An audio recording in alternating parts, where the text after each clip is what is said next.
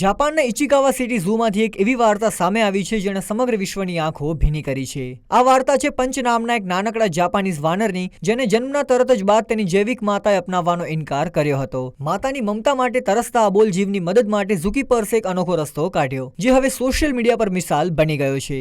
માતાથી દૂર થયા પછી પંચ ખૂબ જ એકલો અને ડરેલો રહેતો હતો। તેને સાંત્વના આપવા માટે પ્રાણી સંગ્રહાલયના કર્મચારીઓએ તેને IKEA નું એક ઓરેંગુટાન જેવું સોફ્ટ ટોય આપ્યું, જેને પ્રેમથી ઓરામામા નામ આપવામાં આવ્યું છે। પંચ રમકડાને એવી રીતે વળગી ગયો કે તેને પોતાના છાતીએ લગાડ્યા વગર એક ક્ષણ પર રહેતો નહોતો। રમકડાની નરમ બનાવટે તેને પોતાની માતાના ખોળા જેવો અહેસાસ આપ્યો, જેનાથી તે સુરક્ષિત અનુભવવા લાગ્યો। શરૂઆતમાં જ્યારે પંચ પોતાના ઝુંડના અન્ય વાનરો પાસે જવાનો પ્રયાસ કરતો ત્યારે તેને ત્યાંથી ભગાડી દેવામાં આવતો હતો, પરંતુ ઝુકીપર્સના સતત પ્રયત્નો અને પંચની હિંમત રંગ લાવી। હાલમાં જ પંચને ઝુંડના અન્ય વાનરો સાથે હળતા મળતા જોવામાં આવ્યો હતો। પંચની વાર્તા વાયરલ થતા જ કીપ ગોઈંગ પંચ જેવા હેશટેગ ટ્રેન્ડ થવા લાગ્યા। તેની લોકપ્રિયતાને જોતા IKEA જાપાને પણ પ્રાણી સંગ્રહાલયને બીજા ઘણા સોફ્ટવેર દાનમાં આપ્યા છે।